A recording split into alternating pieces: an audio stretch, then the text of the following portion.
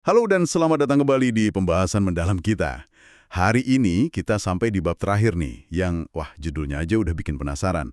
Dari buku Dr. James Doty, Into the Magic Shop. Kita bakal fokus banget ke bab 13, Wajah Tuhan. Sumber kita, ya kutipan-kutipan penting dari bab ini. Nah, jadi misi kita kali ini tuh ngebongkar inti dari puncak perjalanan Doty. Pesan utamanya apa sih di akhir cerita ini? Kita telusuri lagi soal welas asih, kebaikan hati, dan nah ini dia, gimana akhirnya dia bisa nyatuin kekuatan otak sama hati. Ini kan tema yang udah kita ikutin dari awal ya. Kita juga bakal mampir bentar ke Sumpah Hipokrates yang disebut di awal bab, sebelum nyampe ke momen puncak di mana Doty ngerasa ngeliat wajah Tuhan. Oke, siap ya, kita dalemin bareng-bareng. Siap, siap. Konteksnya ini penting banget loh. Bab ini muncul pas Doty baru aja ngalamin, hidupnya kayak roller coaster. Dari sukses finansial gila-gilaan, terus jatuh bangkrut sama parahnya. Pengalaman pahit ini nih kayaknya yang jadi pemicu utama dia buat ngerenungin lagi pelajaran dari Ruth di toko sulap dulu itu. Jadi ini bukan cuma nutup cerita aja, tapi semacam puncak dari transformasi dirinya yang, ya ampun, panjang dan berliku. Oke, kita mulai dari referensi pertama di bab ini ya, Hipokrates dan sumpahnya itu. Di awal kan Doty ngutip frasa Latin primum non nocere.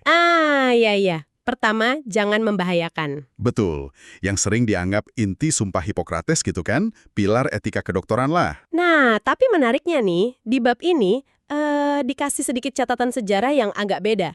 Jadi dijelasin kalau primum non nocere itu kemungkinan besar malah bukan dari Hipokrates asli di Yunani kuno. Oh iya, serius? Iya, tapi dari dokter Inggris abad 17, Thomas Sydenham namanya. Detail kecil sih, tapi ngingetin kita kalau sejarah itu kadang disederhanain ya. Tapi intinya tetap relevan banget, prinsip etis dasar buat dokter. Jangan bikin kondisi pasien tambah parah. Dan ini jadi kayak pijakan pas buat Doty mulai mikir ulang soal makna jadi dokter dan jadi manusia. Oke, dari pijakan etis itu, Doty terus masuk ke refleksi pribadinya soal sihir Rus.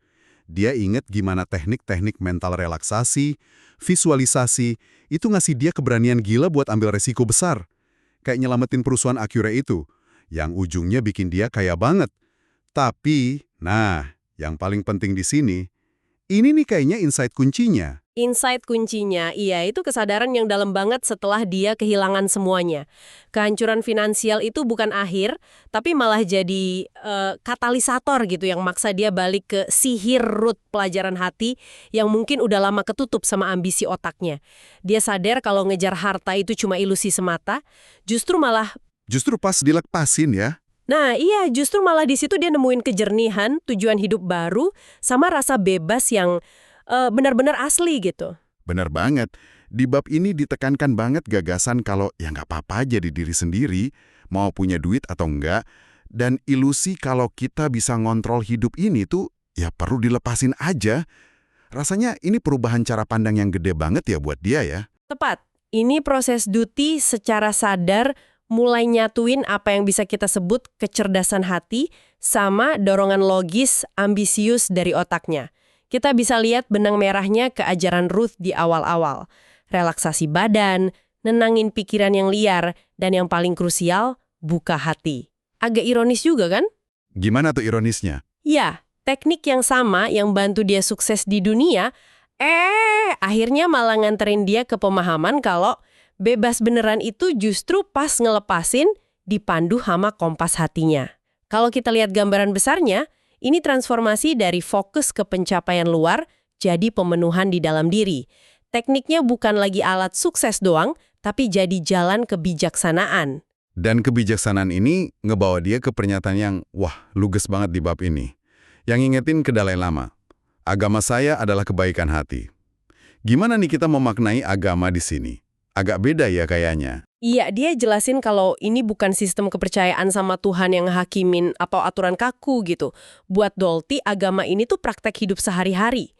Fokusnya ke kesetaraan semua manusia, nerima kemanusiaan kita apa adanya, dan yang paling penting ya, bertindak baik hati secara aktif. Semacam etika humanis sekuler lah gitu. Menariknya, ini nggak berhenti jadi keyakinan pribadi aja kan? Di bab ini disebutin gimana Doty malah tergerak buat meliti welas asih dan kebaikan hati secara ilmiah.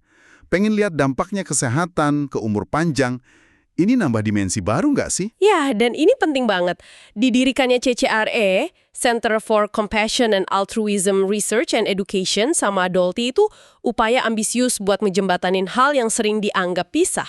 Spiritualitas atau nilai humanis sama sains. Dia nggak cuma pengen ngerasain manfaat welas asih, tapi pengen buktiin secara ilmiah, pakai data, studi otak, penelitian fisiologis. Jadi benar-benar pakai data ya? Betul, bahwa welas asih dan baik hati itu bukan cuman, oh iya bagus sih kalau ada atau perasaan doang, tapi ada dampak nyata dan keukur buat kesehatan fisik dan mental kita. Upaya bikin kecerdasan hati ini diakui dalam bahasa sains. Wah, jembatan yang keren banget. Nah, semua pemikiran dalam ini akhirnya kayak mengerucut ke satu momen yang kuat banget. Pas dokter diminta pidato di White Coat Ceremony. Bisa digambarin dikit nggak sih pentingnya acara ini? Kenapa ini jadi panggung yang pas banget buat pesan Dokti? Oh, tentu White Coat Ceremony itu bukan acara seremoni biasa di sekolah kedokteran loh. Ini tuh kayak ritual peralihan penting banget. Momen pas calon dokter muda itu secara simbolis nerima jas putih mereka, lambang profesi, dan diingetin lagi soal tanggung jawab etis yang berat, nilai kemanusiaan yang harus dipegang terus selama karir mereka. Jadi, ini momen yang pas banget, simbolis banget, buat Dokti nyampein inti pelajaran hidupnya ke generasi penerus. Bab ini ngegambarin suasana tegang tapi juga penuh harap pas Dokti mikir, pesan apa ya yang paling penting buat disampaikan? Dan dari hasil mikirnya itu, lahirlah pesan-pesan kunci yang dia pengen sampaikan. Bab ini nyebutin beberapa poin penting. Salah satunya soal nilai diri setiap orang ya. Bener, pesan pertamanya itu dasar banget. Setiap orang itu berharga, titik. Nggak peduli lahir di mana, gimana, status sosial ekonominya apa. Kayak ngingetin keras gitu, jangan definisiin diri sendiri atau pasien pakai label luar kayak duit, jabatan, atau penampilan. Terus ada penekanan soal martabat, rasa hormat, cinta, sama kesempatan kedua. Kalau dalam hubungan dokter pasien, ini dalam banget ya artinya? Banget. Apalagi kesempatan kedua. Ngelihat latar belakang Doniti sendiri kan penuh kesulitan. Jadi pesan ini kerasa asli. Dia juga nekenin kalau tiap orang itu bawa luka, bawa cerita pedihnya sendiri. Dan kita sebagai sesama manusia, apalagi sebagai penyembuh, punya pilihan. Mau lihat masalahnya doang atau kita usaha lihat potensi terbaik di orang itu. Kayak Ruth ke dia dulu dia. Persis, kayak yang Ruth lakuin ke dia dulu, lihat lebih dari sekedar penampilan luar anak kecil yang kelihatannya bermasalah. Dia juga ngomongin soal gimana penyembuhan yang beneran itu terjadi. Bukan cuma obat atau tindakan medis aja. Betul, Doti nekenin kalau penyembuhan yang dalam itu terjadinya lewat koneksi antar manusia. Lewat ngasih cinta dalam bentuknya yang paling simpel tapi kuat. Senyum tulus, sikap nggak ngehakimin, mau maafin diri sendiri dan orang lain, welas asih yang aktif, sama pelayanan tanpa pamrih. Ini obat yang sering kelupaan di dunia medis yang makin teknis. Ada juga ide menarik soal zaman welas asih sama efek dominonya. Gimana satu tindakan kecil bisa nyebar luas. Dan dia kutip Dalai Lama lagi, soal cinta dan welas asih itu kebutuhan dasar buat manusia bertahan hidup. Yang paling kelihatan dari semua ini tuh cara Doti nyampein pesannya. Ya, kekuatan pidatonya itu bukan cuma di kata-katanya, tapi di siapa yang ngomong. Dia nggak tampil kayak guru bijak sempurna gitu. Dia ngomong dari pengalamannya sendiri, miskin, ayah alkoholik, sukses gila-gilaan, kehilangan yang nyakitin banget. Kerentanannya itu malah jadi kekuatannya. Justru itu ya? Iya. Dia nunjukin gimana perjuangan pribadi yang paling gelap pun bisa diubah jadi sumber kebijaksanaan universal. Kita lihat banget pergeseran dari fokus ke perjuangan diri sendiri di awal buku, jadi penekanan kuat ke hubungan antar manusia, pelayanan, dan kemanusiaan bareng di akhir. Tapi, ada nggak sih sedikit risiko kalau pesan agama kebaikan hati ini, meskipun bagus ya, jadi kayak terlalu nyederhanain dilema etis yang rumit banget yang dihadapi dokter tiap hari? Misalnya, mutusin alokasi sumber daya yang terbatas, atau ngadepin pasien yang nggak mau kerja sama gitu. Itu pertanyaan bagus sih. Tentu aja, kebaikan hati doang nggak bisa jawab semua dilema etis yang kompleks itu. Prinsip primum non nocere aja kadang bikin dilema kan? Tapi menurut saya, pesan Dolti di sini itu bukan nawarin solusi teknis buat tiap dilema, tapi lebih ke nawarin landasan atau arah dasar. Yaitu mulai tiap interaksi, tiap keputusan dari posisi welas asih dan ngakuin kemanusiaan pasien. Ini lebih soal sikap dan niat awal. Ah, oke. Sikap dan niat ya. Iya, yang tentunya harus dilengkapin sama pertimbangan etis, profesionalisme, dan keahlian medis yang kuat juga. Baik hati tanpa bisa kerja ya bahaya. Tapi bisa kerja tanpa baik hati ya rasanya dingin, nggak manusiawi. Dolty kayaknya pengen dua-duanya nyatu. Integrasi itu kerasa banget di puncak pidatonya, yang jadi klimaks bab ini. Momen pas dia ngegambarin realitas pahit sekaligus indahnya jadi dokter. Bisa diulang nggak kutipan penutupnya yang kuat itu? Tentu, setelah ngakuin kalau dokter-dokter muda ini bakal lihat trauma penyakit sisi gelap manusia, Dolty nutup pakai kalimat ini.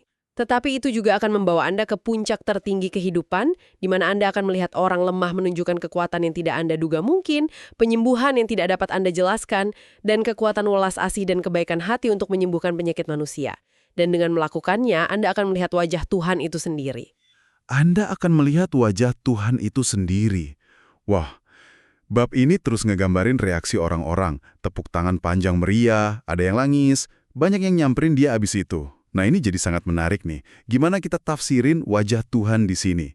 Apalagi Dolty kan nggak terlalu religius secara umum ya. Cerita Dolty secara keseluruhan ya, wajah Tuhan di sini itu metafora yang kuat. Bukan Tuhan dalam arti agama tertentu, tapi lebih kayak representasi dari percikan ilahi, sesuatu yang transenden yang ada dalam kemanusiaan itu sendiri.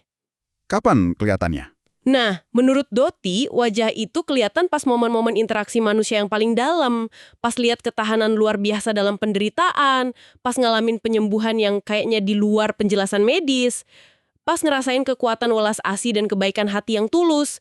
Itu momen puncak di mana nyatunya otak, skill, pengetahuan, sama hati, empati, koneksi terjadi penuh. Saat itulah, dalam hubungan manusia yang asli dan penuh kasih, kita nyaksin sesuatu yang sakral. Sesuatu yang Dolty sebut wajah Tuhan. Metafora yang indah dan rasanya bisa diterima banyak orang ya. Nggak membatasi ke satu keyakinan aja, tapi buka ruang buat pengalaman spiritual dalam konteks kemanusiaan. Tapi ada risiko nggak sih metafora ini malah jadi ngaburin makna spiritual yang lebih khusus buat pendengar yang mungkin punya keyakinan agama kuat? Potensi itu selalu ada sih kalau pakai metafora, apalagi yang nyentuh area spiritual. Buat sebagian orang, wajah Tuhan mungkin artinya literal banget dan spesifik dalam tradisi iman mereka. Tapi kekuatan metafora Finis Dolty ini mungkin justru di keterbukaannya itu. Dia nggak ngedefinisiin Tuhan secara kaku, dia nunjuk ke pengalaman. Pengalaman ya, bukan definisi. Ini bikin orang dari latar belakang spiritual beda-beda, atau bahkan yang nggak religius, bisa nyambung sama pesan itu di level pengalaman manusia universal. Mungkin tujuannya bukan gantiin keyakinan spesifik, tapi nunjukin adanya keilahian dalam tindakan kemanusiaan sehari-hari. Pencerahan yang bagus. Bab ini kemudian ditutup dengan refleksi terakhir dari Dr. T. Dia nyimpulin kalau inti dari sihir root kekuatan kata-kata, niat baik, fokus pikiran itu sebenarnya ada di dalam diri kita semua. Sihir terbesar, katanya, itu kemampuan buat ngeliat ke dalam pikiran dan hati kita sendiri. Dan ditekankan lagi soal sinergi, otak dan hati yang kerja bareng, itu yang bikin sihir sejati. Dan puncaknya itu ajakan bertindak yang langsung buat pembaca, buat Anda yang dengerin, sekarang terserah Anda untuk membuat sihir Anda sendiri dan untuk mengajar orang lain. Penutup yang nggak cuma nyimpulin, tapi juga ngasih kekuatan dan dorongan buat ngelanjutin perjalanan itu di diri kita masing-masing.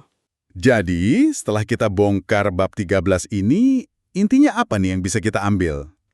Kayaknya jelas banget ya. Buat Dolty, kepuasan sejati dan sihir hidup itu nggak cuma soal jago teknik mental buat sukses duniawi.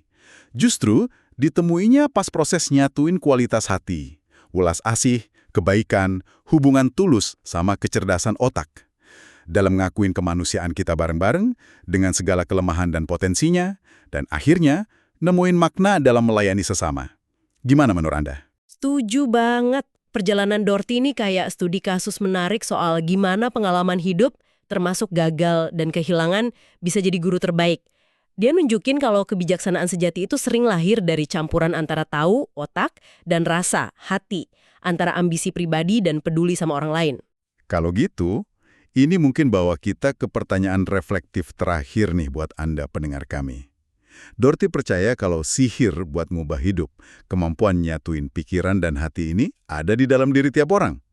Nah, setelah nyimak perjalanan Dorothy, dari ambisi pribadi sampai pelayanan penuh welas asih, kira-kira kayak gimana ya wujud membuat sihir Anda sendiri dalam hidup Anda sekarang? Dan mungkin gimana kesadaran soal pentingnya nyatuin kepala dan hati ini bisa mulai ngubah cara Anda ngelihat tantangan, cara berhubungan sama orang lain, atau bahkan cara Anda ngedefinisiin sukses dan bahagia buat diri sendiri.